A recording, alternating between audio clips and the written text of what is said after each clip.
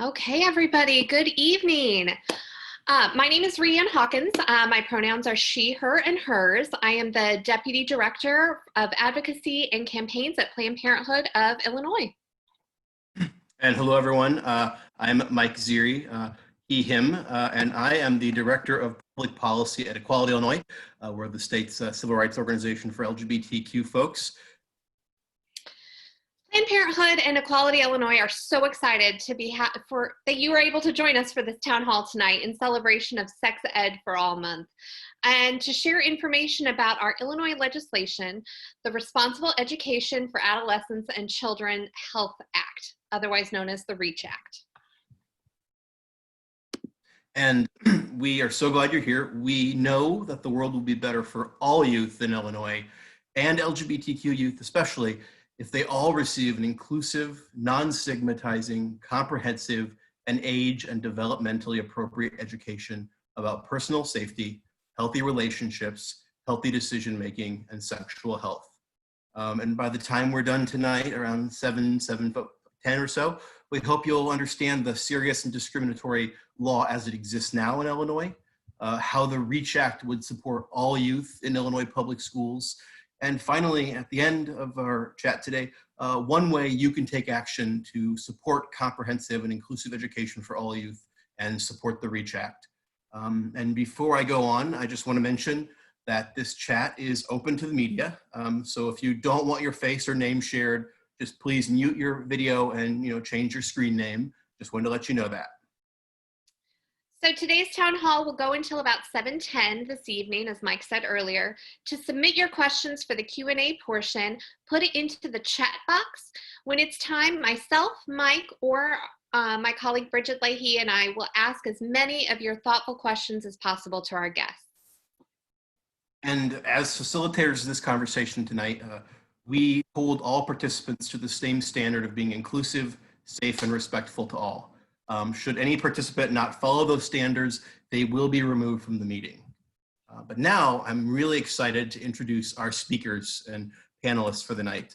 I'll introduce them in whole here. So we have State Senator Villivalam of the 8th Illinois Senate District, and that includes Chicago's Northwest Side and all our parts of Skokie, Morton Grove, Niles, and Lincolnwood.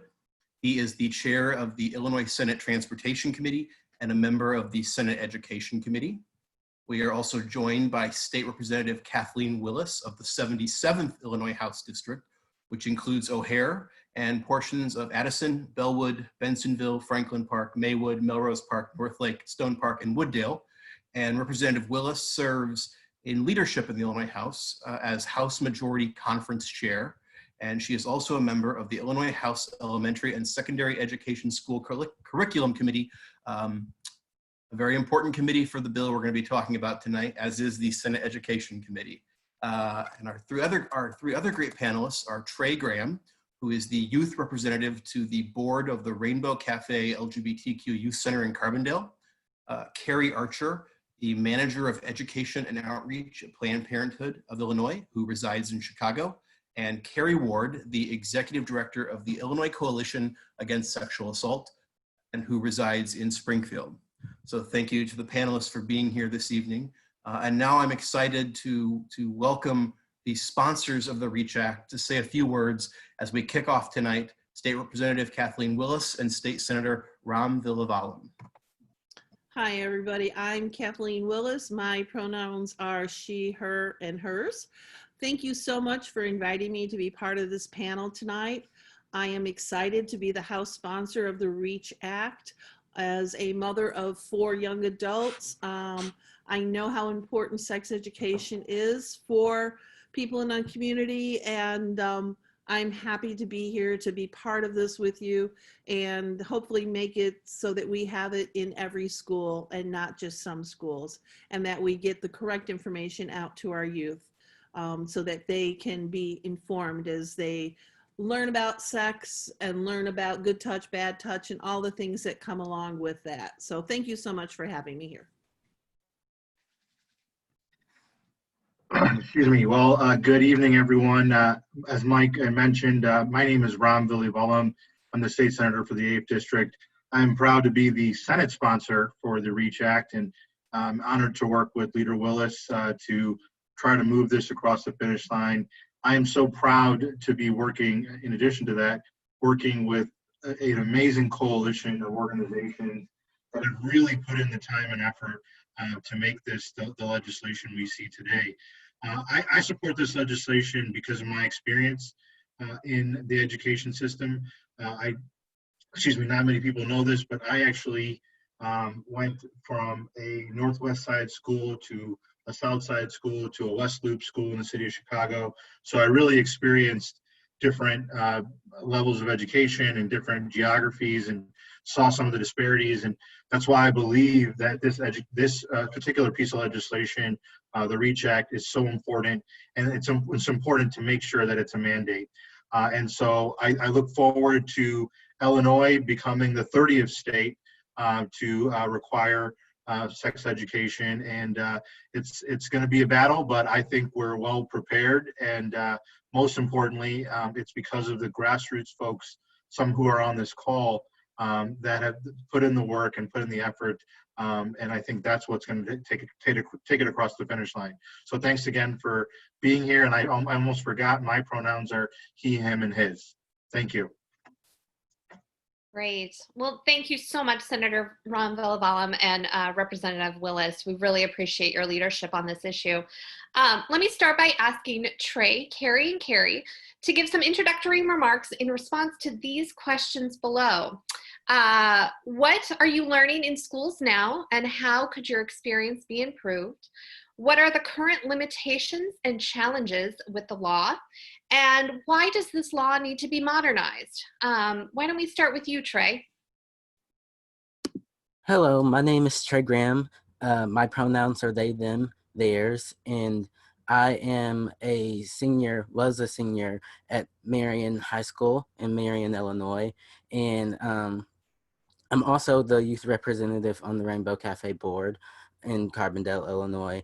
And as a young queer youth in Southern Illinois, I know that my schools could have done a lot better when it came to talking and teaching about sexual health and personal safety and how to build healthy relationships.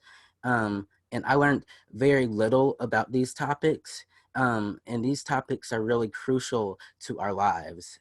And I learned nothing at all about people like me, about diverse sexual orientations and gender identities. And for me and my peers, the Rainbow Cafe is an affirming space, but not all youth have that. And while talking to my other peers who attend other schools and live in other communities, I've learned that we all feel left out, or simply we just aren't receiving the instruction that we need to live out healthy and diverse relationships. We don't know enough about consent and about sexual harassment and personal safety. And when school districts can ignore the health and wellness needs of all students, we are left out to figure things out by ourselves. And that's not okay. That's why I'm glad to support the REACH Act and why Rainbow Cafe supports the REACH Act.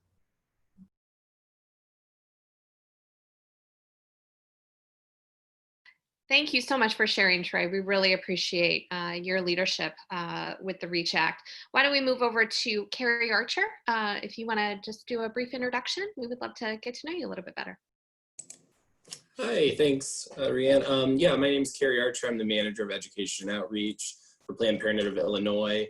I am based out of Chicago, so experience with a lot of Chicago schools, a lot of suburban area schools as well. My pronouns are he, him, but anything respectful works for me, not too concerned about it in that way, so it does work. Anything respectful, really. So yeah, to answer the questions there, what I'm learning from schools and what I have for a very long time is kind of the same messaging of from teachers and administrators is we really want this education. We need this education. We want it to be expansive. We hear from our students we want it. And then the common theme of like, we're just not really sure how is the best way to provide it. So what the REACH Act does really well is lays a lot of that into guidelines, is to say, like, here's what needs to be inclusive in order to be inclusive, you know? So that's a common theme with that. In my experience, you know, relationship health, healthy relationships, both friendships, family, and then romantic partnerships, dating relationships, sexual relationships are asked for a lot. And now, especially with technology. So I get a lot of requests to come talk to students about navigating social media in a way that respects people's identities and respects relationships, navigating dating websites, things like that, which a lot of young people are on and using, even if the terms of agreement don't say anyone under 18, but there's a lot of that. That's what I get a lot from kind of learning from schools. And then again, like I said, just talking to so many teachers, school champions, administrators, there is that sense of, we really want to have this be inclusive education that is very, very thorough. We want to have multiple days of this. How do we go about making that happen?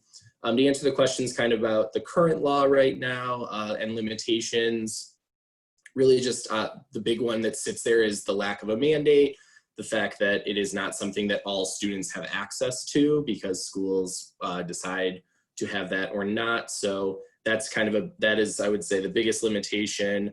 Also just a lack of identity diversity, different types of relationship diversity being discussed in order to, as Tre was mentioning, show representation, show different identities, let young people know that their identities are valid, deserve respect, and exist. So just that's a big part of it. And then the final thing I would say with that is just using, there are things in the current law that we just know are not successful in the space of education. One that really sticks out to me still is, you know, making sure to show like failure rates for condom usage, things like that, that we know those tactics are not very successful when it comes to educating people to make the healthiest decisions for themselves. And then when it comes to just updating it to, you know, deal with the issues I just mentioned, to make it mandated, things like that, but also just recognizing that sexual health changes, it evolves with the culture as well. So updating to make sure those things are being met. Like I said, technology is so much different now than even a handful of years ago. So including things like that. And also just medical advancements. So for instance, you know, if you look at the law currently, you're talking about using abstinence, contraception, condoms as ways to prevent HIV. Now there's PrEP, there's PEP, there's all these things that now have to be included as you are building out better and stronger sexual health education. Great. Thank you so much, Carrie. Really appreciate all of your help on pulling all of this information together. I'm going to shift now to Carrie Ward to have her introduce herself. Carrie? Great. Thank you so much. Hi, everyone. And I want to first say thank you to Planned Parenthood and to Equality Illinois and to all of the REACH Act stakeholders for the invitation to be with you here tonight. I am ICASA's Executive Director. ICASA is the Illinois Coalition Against Sexual Assault. And the way I'm going to answer the questions that are posed here are just in the context of how ICASA works and how it relates to the issues raised in the REACH Act. ICASA is a statewide network of 30 rape crisis centers with 57 satellite sites located throughout the state of Illinois. And those rape crisis centers provide a comprehensive counseling and advocacy for sexual assault survivors and their significant others, as well as an array of prevention, education, and training services, institutional advocacy, and public policy work. In fiscal year 19, ICASA centers provided over 30,000 prevention programs to nearly 750,000 participants, many of whom were students and youth. And what we know from ICASA's work is there's often confusion and misinformation shared among youth regarding health and safety issues. Our work involves replacing myths with facts and providing education to promote safety and prompt informed choices. And I think many of you have probably heard of Aaron's Law, which ensures provision of sexual assault prevention education programs for youth. Well, the REACH Act would further ensure that sex education is age and developmentally appropriate. It would ensure that schools retain local control over curriculum and materials and that they have choices about program implementation. It ensures that parents retain the rights to remove their children from REACH classes if they want to. The REACH Act also complements ICASA's work in its requirements for inclusion and to ensure that experiences and the needs of all youth, regardless of sex, race, ethnicity, disability, religion, as well as its prohibition of stigmatization or stereotyping or teaching or promoting any particular religious doctrine. ICASA Rape Crisis Centers apply a similar approach in the work that we do in our efforts to assist survivors from all walks of life. ICASA as an organization applauds the REACH Act's plan to require comprehensive and inclusive age-appropriate personal health and safety education to be taught in public schools and charter schools in grades K through 12. And we are certain that the REACH Act will be a valuable addition to students, youth, and communities in Illinois, and ICASA fully supports its passage. And in my introduction, I forgot to tell you my pronouns, which are she, her, hers. So thank you so much for the opportunity to join you here today. Great, thank you so much, Tre, Carrie, and Carrie for your comments and perspectives and insights.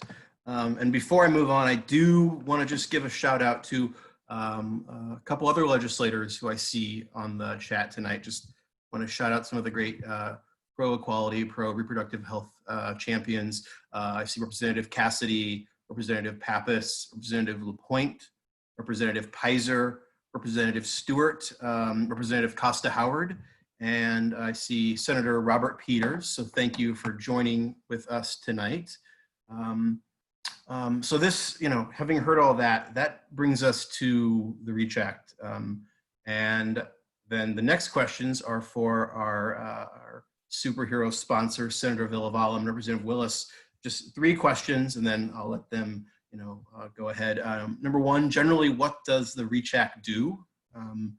Why did you introduce it? So why are you sponsoring it? And you introduced it in February of this year. What's the response been from your colleagues? And what do you see as the legislation's path forward, going forward? So thank you, Senator Villivalam, Representative Willis, for joining us tonight, and would love to hear from you.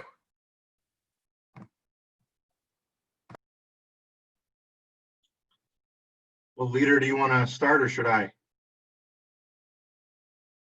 I can start. All right. Thank you very much, Senator. I appreciate that. So why did we introduce this, and why? What kind of response have we gotten? And I think we introduced it because it was brought to our attention something that I think not only myself, but many other legislators didn't even realize, that sex ed was not mandated in all schools, in all public schools. I've been in office for almost 8 years now. Every year we go and we tweak curriculum when it comes to that as things change. And so we've always done that, but I never realized, which shame on me that I didn't, that it was not mandated to put sex ed in the curriculum, that it was what we were doing instead was saying, if you teach sex ed, you have to put this, this, and that in it. So we were piecemealing together a curriculum without any real teeth into it. And I think that was a problem that finally got addressed, and a problem that I was more than happy to try to solve. And that's where the REACH Act comes through. That's exactly what we're trying to do. It says it in the title of what it is. It's responsible education to adolescents and children. And so it's not just a typical sex education, your body changes and this is what it is. It's something that we're going to look at throughout your entire educational career, making it age appropriate, starting at the very beginning in kindergartners, understanding, bullying and good relationships and harassment, and not allowing people to touch you if you don't want them to, knowing how to find somebody that you can trust in your life. All of those things are part of what the REACH Act is. And that's something that I was more than happy to take forward. And then as the children age, understanding as their bodies physically and psychologically change, to understand how to address those changes that may happen. If you are part of the LGBTQ community, how to understand and find people that you can feel safe with and understand what is going on, what makes you one way, what makes somebody else another way, that does not make anybody less of a person. Understanding how to be accepted for yourself, no matter who you are, is so important as part of the REACH Act, and something that we have lost so often in many of our schools. And then understanding as you age and you get older and you might become sexually active, understanding what that responsibility looks like and how that goes. I think those are all the things that this act does in a responsible way to make sure that we have it, and making sure that it's age appropriate. That's one of the most important things I want to make sure. And as it keeps up onto what is going on, last session, right away back in February, we had a sexting bill that we passed because nobody had addressed what was sexting and how does that affect young people. That could be a major, you could be charged with as a sexual predator at 17 because you participated in a sexting thing. And I think it's just a lack of education that we have seen happening. So I'm hearing from my legislators, it's time. We should have this in place. They want to make sure that it is age appropriate. I think we've done that. We're working very closely with ISB to make sure that we do that. We still have, the local school districts will have control on the fine points of it, as to what actually their curriculum looks like, how many minutes a day, but making sure that we have that there when we get it through. Still allowing parents, if they choose to pull their children out of it, though I would not recommend that, but that does allow the parents to make their best, what they feel is their best decision on it. And I think we've covered everything. We've worked really hard to make sure that we've got it where it needs to be, that it can be tailored to the certain school districts the way they want to, but make sure that we get the information out, because young people are not getting the correct information. They're getting it from their friends, they're getting it from social media. They're not always getting the right stuff, and we need to make sure that that comes through. So that's it in a sort of a nutshell, a little long-winded, and I'm sure Ron will pick up everything I missed. So thanks. No, I don't know what to say. You heard? No, I'm kidding. You were great, as always, leader, and you really described the legislation incredibly well. I would highlight the other part of that, the legislation, I should say, is how it was made. I mean, the reality is the work has been put in. You all, Equality Illinois, Planned Parenthood, and other organizations as part of this coalition have gone across the state, have been very inclusive about gauging suggestions, understanding what the challenges are. And ultimately, that's what this is about. That's what our whole legislative process is about, is passing legislation that's really going to change or address the challenges that people are facing in their communities. And I think Leader Willis laid out the tenets of the legislation incredibly well.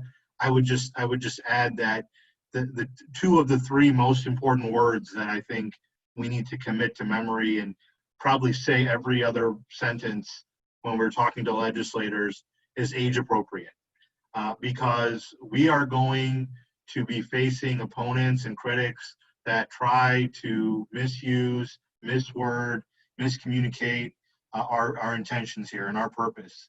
And so they're going to say, as hard as we tried, and Brian, Mike, Rhiannon, Bridget, they all get a kick out of this, we focused on the acronym REACH, responsible education for adolescents and children and so forth. The headline after the press conference still read, sex education for K-12. And so look, people want, naturally, media and others want controversy.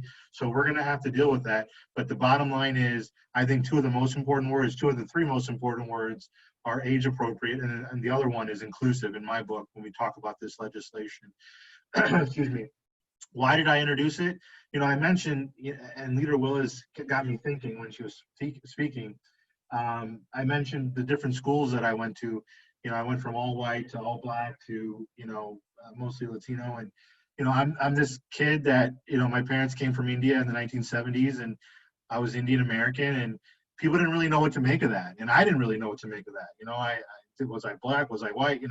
And so, just imagine if I felt that way, how the kids, the stories that we're hearing, and the stories that you all have heard over the last year and a half, there's a kid like that in every classroom. There's a kid like that in every scope, every situation. And so I think this legislation really speaks to those kids. It really speaks to the challenges that they're facing. And that's part of why I introduced it. I really do believe that we're in a time and a moment where safety and personal health and safety, I don't even know if there's enough time to be teaching this, because we've been in the midst of the Me Too movement. We're in the midst of this president who says God knows what every day, and our kids are seeing that.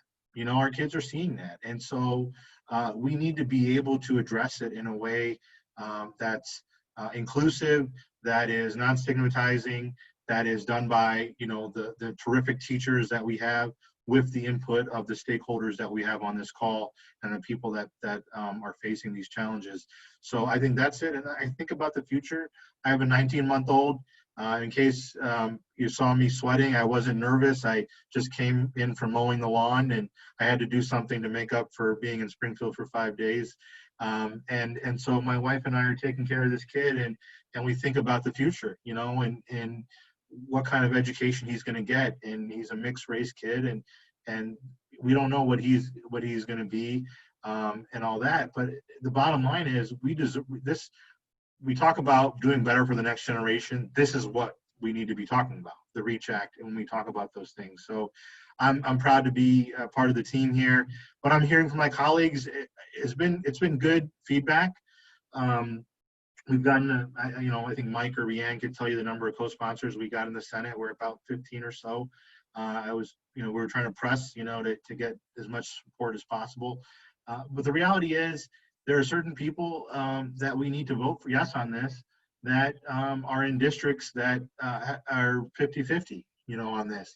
And that's where we come in. We got to make the case, and we got to say, look, we know you're hearing whatever you're hearing on the other side, but think about that kid. Think about the kid in the classroom that is getting bullied, that's being touched inappropriately, that doesn't know that they're being bullied or being touched inappropriately, and that this would help with them. So we have to make that case, and that's going to be our ground game, our grassroots level game. And I just, want to thank the legislators that have signed on, the legislators that are on this call, because we are getting those messages about, oh my God, how can you, be for sex ed for kindergartners?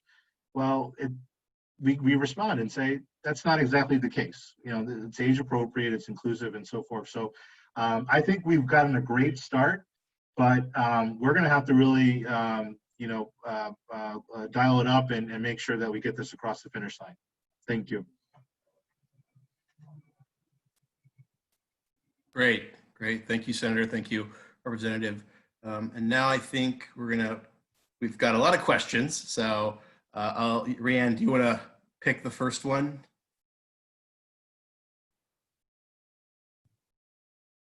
Or did you want me, Mike, to read them off? Oh, sure.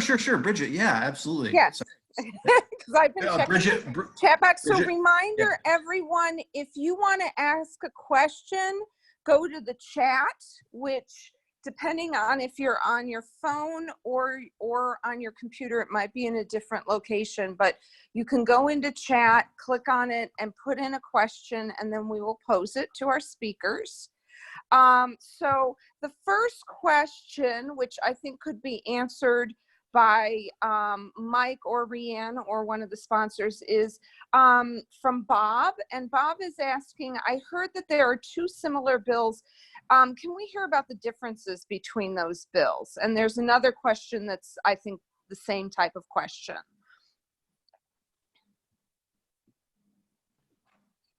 Sure, I can respond, or if the senator or the representative will always defer to our legislative sponsor.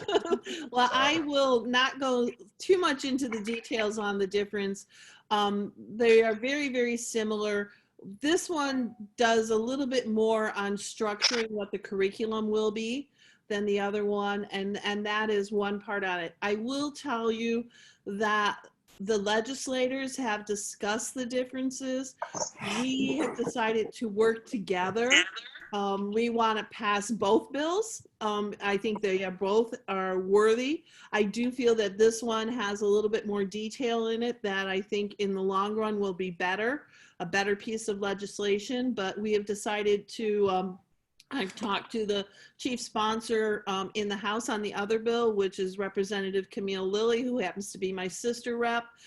She is chief co on it for me, and I am chief co on her bill for her. So we are working together. We believe both bills are good. Like I said, the main difference from my viewpoint is this one has a lot more detail into it, a lot more exactly spelling out what the curriculum should be. And Mike, you can add to that if I've missed some more on some more of the detail. Sure.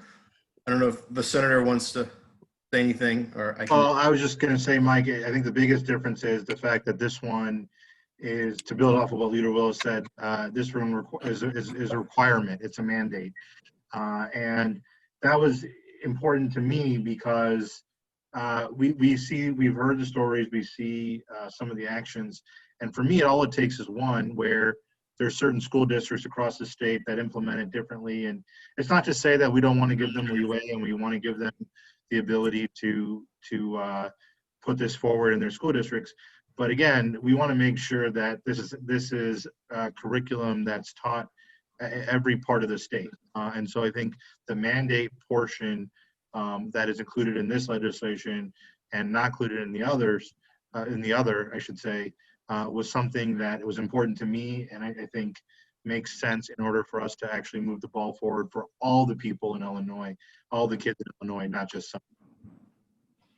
Great, and those are all great points. And then just one more big difference is the current law, and that's in the other piece of legislation. It applies to grades 6 through 12. The way the law is written now is if a school district provides this content and instruction, then it's for grades 6 through 12. As you've heard from previous speakers, the REACH Act, it expands those grade levels for full K through 12. But again, as the senator and the leader said, age appropriate.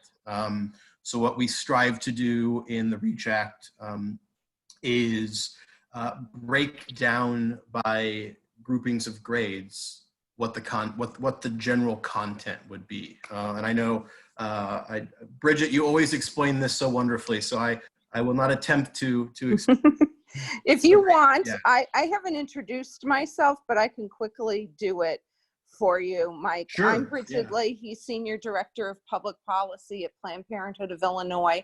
And just zipping in here because I wasn't scheduled to speak, but basically what the bill does is recognize that children grow and develop over time, something Leader Willis mentioned, and that certain content is appropriate at certain age and developmental levels. So when you're in the younger years, you're really talking about things like personal safety, bullying, what makes a good friend, those kinds of things, where and the bill actually outlines that and talks about how in the younger grade levels, kindergarten through second grade, it's really about those kinds of things and being able to talk with a trusted adult when somebody makes you or wants you to do something that makes you uncomfortable.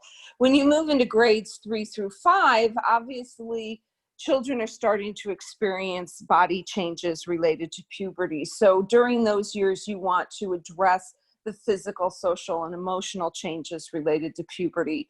And just as a reminder, because I know these grades to some people sound very young, but in the United States, puberty can begin as early as age 8 for girls and age 10 for boys. And so if you're waiting until grade 6, which is what our current law is, children are already experiencing certain things, asking questions about certain things, talking to their peers about things, and their school isn't helping them with that. And then finally, when you get to the older grades, you are starting to talk more in depth about relationships, dating, prevention of things like sexually transmitted infections, pregnancy, what does consent mean, all of these things that we've touched on previously. So I hope that helps.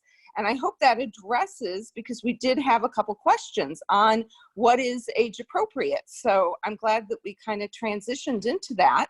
I'm going to pose another question since we hit on the age appropriate thing.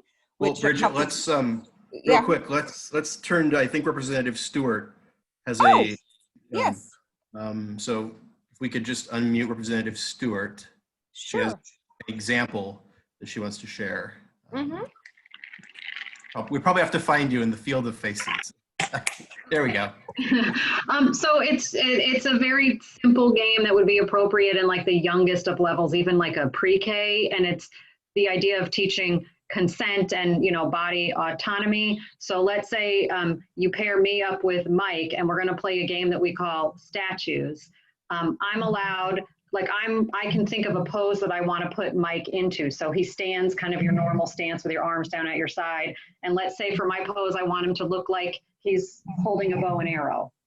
So I have to ask him, can I touch this arm on your wrist and lift your arm up? And only if he says, okay, can I make him do that.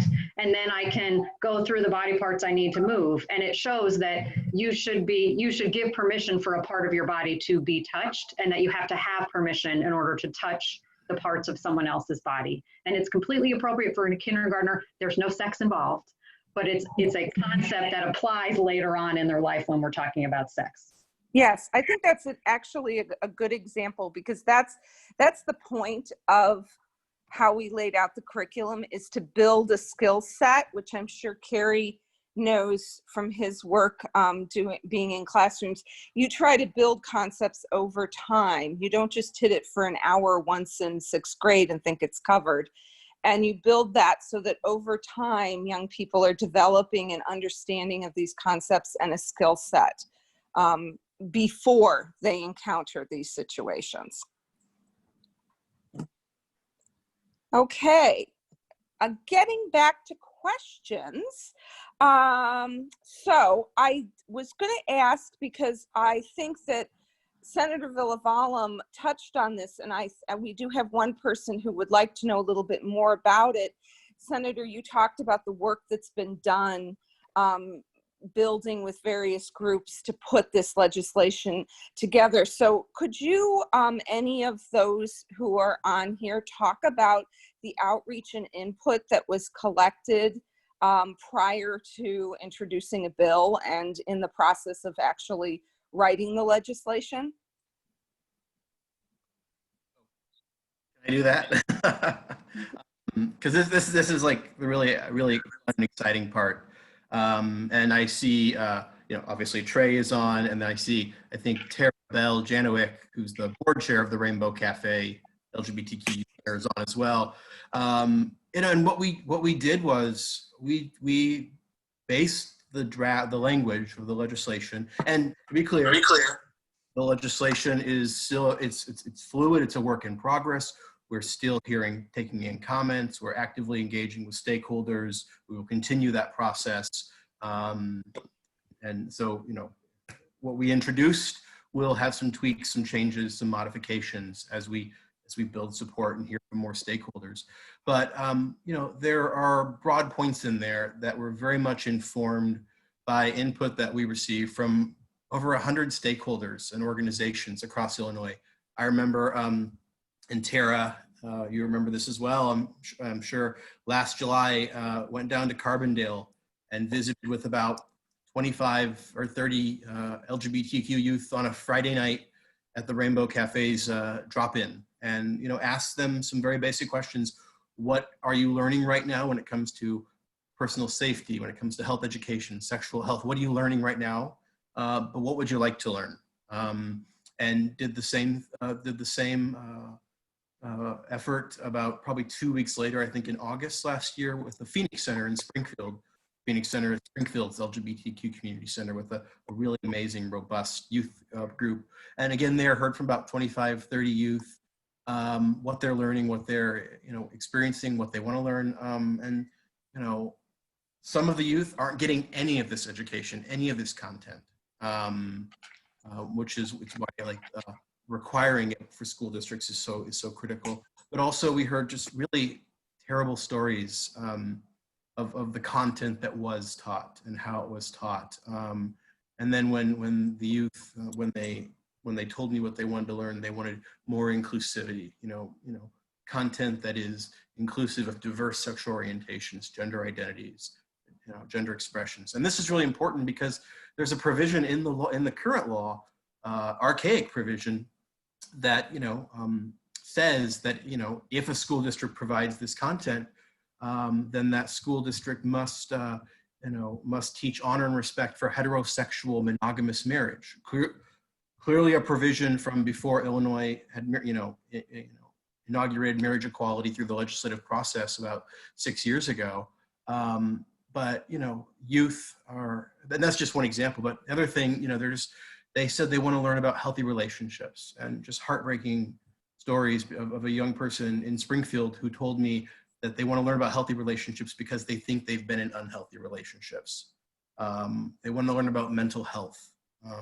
They want to learn consent. And I will, shout out to State Representative Ann Williams, who sponsored and passed a piece of legislation requiring consent within the current framework. So that's awesome. We think it should be applied to all school districts, which the REACH Act would do. So we heard from youth in Carbondale and Springfield, about 50 to 60 LGBTQ identified youth. We convened meetings of organizations that provide sex ed or social services to, to students and to youth in Illinois. We conducted a survey of these organizations with their input, and what we heard consistently was that this content needs to be required. It should be required across public school districts. The grade levels should be expanded, again, in that age appropriate way that that Bridget and Representative Stuart just discussed. And those were the two huge points. But we heard other things like about the issue of funding. And I know that's something, if you're going to require this for districts, we also have to make sure that we are ensuring districts have the tools to do it properly.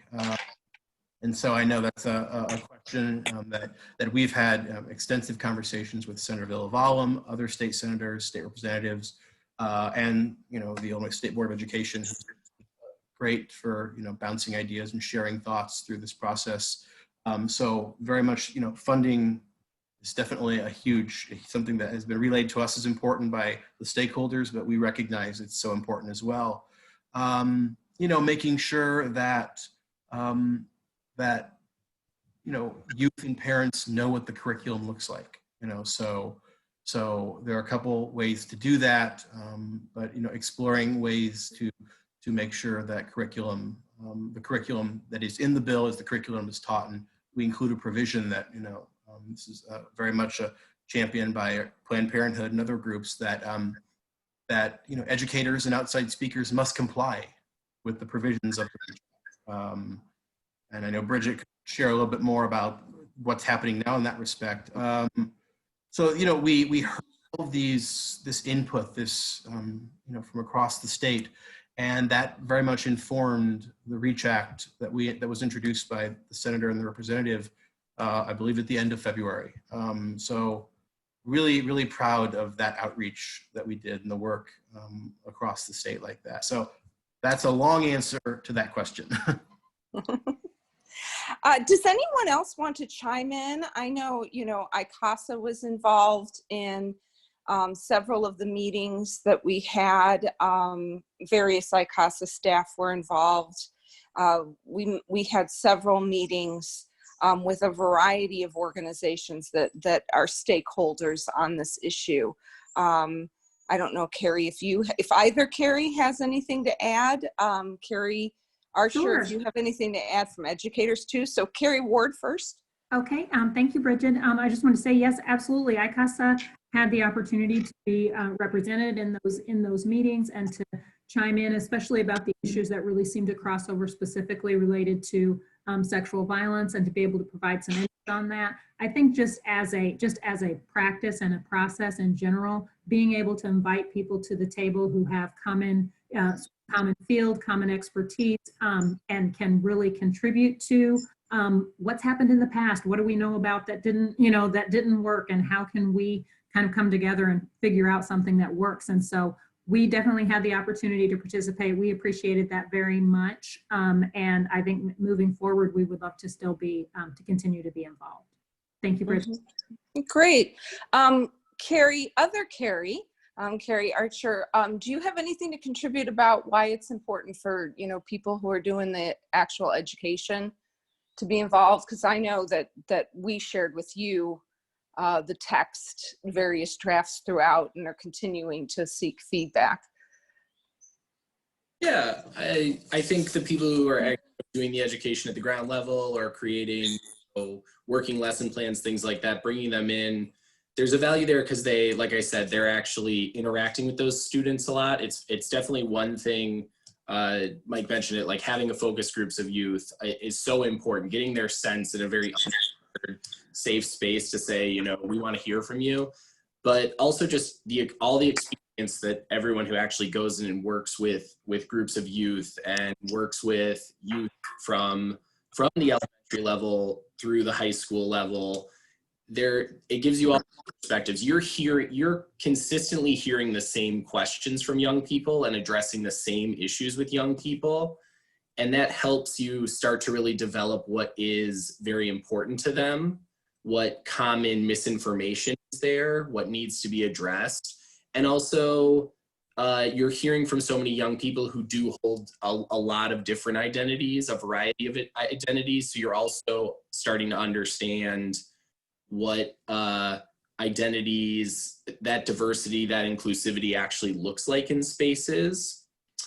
And then also just bringing in people from a variety of backgrounds who are educators allows for people who share the identities of a vast group of communities, can make sure that people are represented and are getting information, because it is not just one size fits all when it comes to going into a group of young people. You have to have that structure, but that ability to be somewhat flexible, which I think the REACH Act does, having read it multiple times now. And that comes from a place where we as a group came with a lot of different variety in our ideas, which was very beneficial to creating something very strong. Thank you, Carrie. I think that at least when we started these community meetings, definitely we did not come in with a set decision in advance about what the bill would be. We listened and tried to formulate something based on a wide variety of organizations and feedback from those who have a stake in it, like young people like Tre. Do you have anything to add, Tre, to that? No. Okay, I just want to make sure I'm not leaving out anybody, because I'm looking at the chat and I'm not seeing faces. So I just wanted to make sure. Okay, so moving on to another question. So here we go. Is the I'm sorry, excuse me. This is from Wanda. Is the pregnancy crisis center a factor or problem in your school districts? In Rockford, the district is using it to augment sex ed. So for those of you who are not familiar, crisis pregnancy centers are organizations often affiliated with Christian groups or a church that their goal is to get people to not have abortions. And they do not offer comprehensive sex ed. They usually do not support using birth control. They definitely do not support abortion. And if they offer some sort of healthcare services, it's a very limited scope, usually a pregnancy test and an ultrasound. So they have been coming into schools in Illinois. And I don't know if Mike or Rianne or one of the sponsors wants to explain, but we did include language in the bill about outside speakers. Does someone want to pick up on that? I think the senator's motioning it at somebody, but I'm assuming it's me. I have an inkling of what we did, but you guys are the experts. So why don't you guys go ahead? Basically, we just put a very basic provision in there that outside, and I can't remember the exact language, outside lecturers and resource people. That's the language. Outside lecturers and resource people who come in must comply with the provisions of the law. So you have to, they have to keep the standards of the REACH Act. And I think that helps address, and it helps address some of the challenges that Bridget mentioned and the question gets to. And it also provides a mechanism there for the school district to say you must follow the provisions of the law. And it's something that's not in statute now that we've heard, as Bridget mentioned, should be included. Yeah, and Mike, just one of the things to clear off for everyone, what this is sort of built into this, and the REACH Act actually prohibits sexual education from stigmatizing parenting or sexually active youth, employing gender stereotypes, doesn't allow them to exclude the health needs of intersexual individuals or individuals of diverse sexual orientation, gendered identities, or gender expressions, and it prohibits teaching or promoting of any religious doctrine. So those things are clearly spelled out in that, and I think that is to the best of everybody to make sure that that's pretty clear in there. Thank you very much, Leader. I want to make sure that I didn't skip. I'm going back to some of the beginning. Representative Willis, I think in your comments you mentioned that schools could tailor this to their own district. Could you talk a little bit more about local control? I think that's where this question was going. So that really was meant to be how many minutes you put into the curriculum and under where you put it. Do you put it as part of a PE class? Do you put it part as a health class? Is it part of homeroom when you're in a regular classroom in the junior high or the high school? So that is allowing them to have that little bit of flexibility as to where it fits best into the curriculum. The key parts of it are going to have to be there still to a certain extent, but how they expand upon that.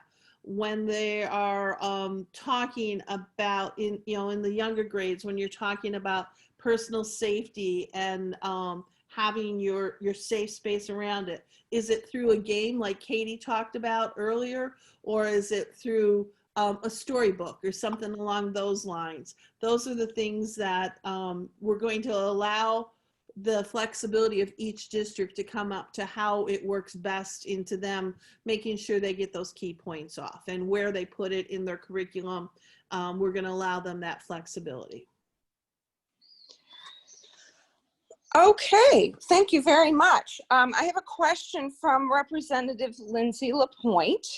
Does anyone have good examples of winning over people, legislators, community leaders, etc., in a representative's case, it could be constituents, who were initially against the REACH Act, but then were won over?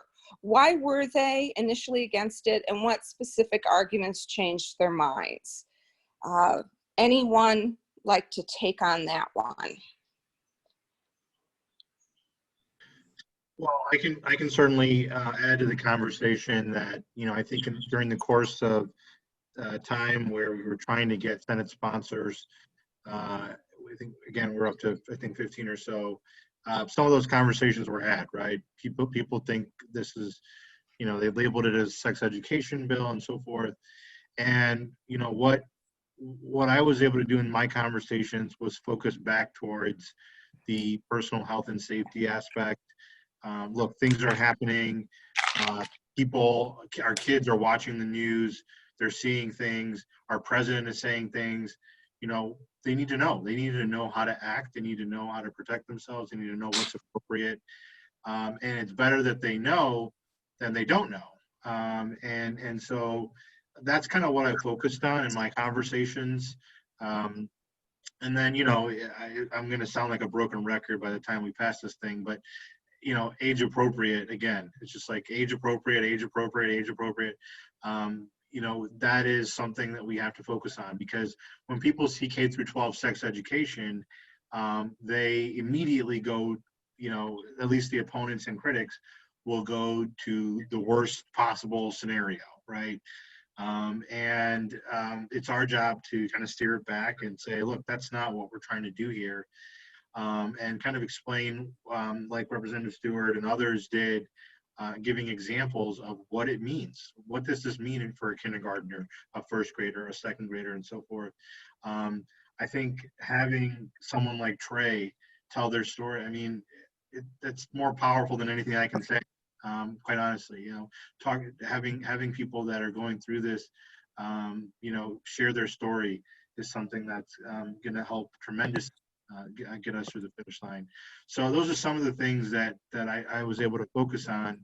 And then we always use, you know, look, let's move this forward, and you know, we're going to have to make tweaks along the way, and that's, you know, something that I'm committed to, and kind of go from there.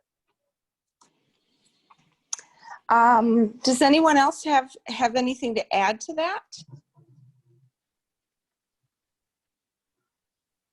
Because otherwise I see the time is 6:56. And so I want to be respectful. I know this was scheduled to go until 7 p.m. So I am going to now, I understand that we did not get to everyone's questions, which actually is wonderful because it shows so much interest. At the end, we're going to share some information, and you'll get a follow-up email so that you can remain involved. And so that way, if you have questions that are not addressed, you'll be able to contact someone, and we can get you a fact sheet on the bill language, all those kinds of things to provide more detailed information to everyone who participated today. I'm going to hand it now back over to Rianne. For her to talk about how you can stay involved as we move forward. Great. Thanks so much, Bridget. And thank you to all of you for participating tonight. Thank you to all the panelists. Thank you for all of you for signing on a Wednesday evening to yet another Zoom call. We appreciate it. But we know, unfortunately, the REACH Act is not going to be voted on this spring, just due to COVID and all of the factors that have happened. We won't see this bill become law at the end of spring, but it's up to all of us on this call to keep the momentum going. So I'm going to drop a link into the chat right now for our petition. We are circulating a petition that we would encourage you to sign and to share with your friends and your neighbors, to have them sign as well, to encourage passage of the REACH Act. And so now it is up to all of us to keep this momentum going, to keep all of this knowledge flowing, and to help pass the REACH Act.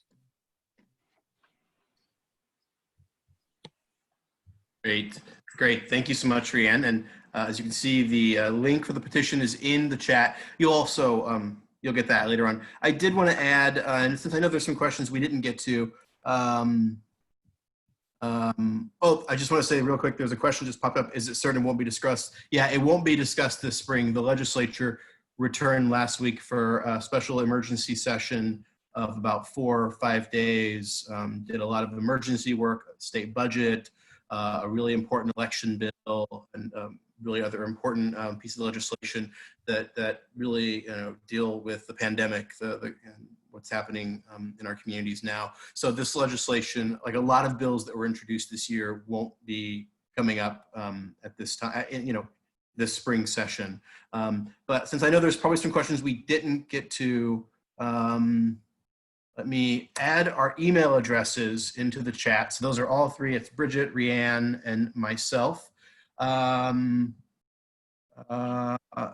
yes, Representative Cassidy, we can totally do that. Send a graphic link. Just really everyone, thanks for taking action to ensure that all youth in Illinois public schools are provided with the inclusive, affirming, comprehensive, and age-appropriate education about personal safety, diverse family structures, diverse sexual orientations, gender identities, gender expressions, healthy relationships, and sexual health. It's just so important. And actually, I think we may be a few minutes ahead of where I thought we'd be at this point. So I just want to say, before Rhiannon closes us out, do Senator Villivalam and Representative Willis want to say some closing words for us, or any of our panelists? Carrie or Tre? Senator, I'll let you start first. I'll be brief and say, it's an honor for me to carry this legislation. I want to thank the legislators that are on the, whatever this is, the Zoom that we are.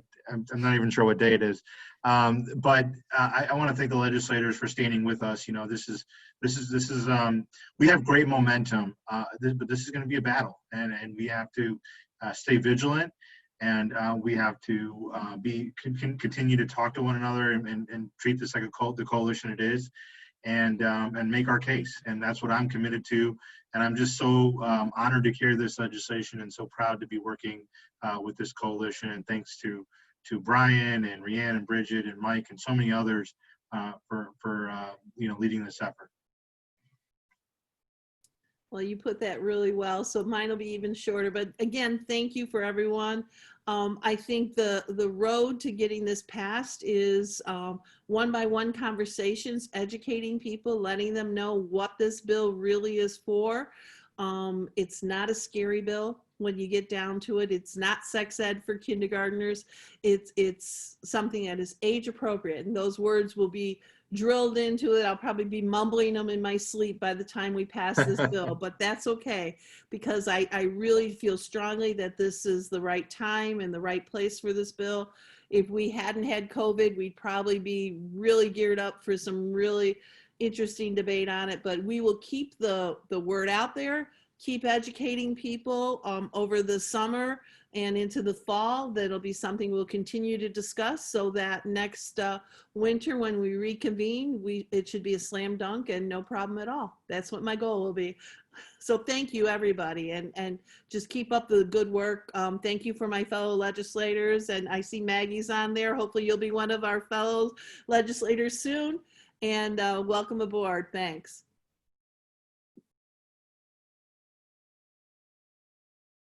I can chime in there also just to say thank you on behalf of the Illinois Coalition Against Sexual Assault. We appreciate the opportunity to partner with all of you on this bill.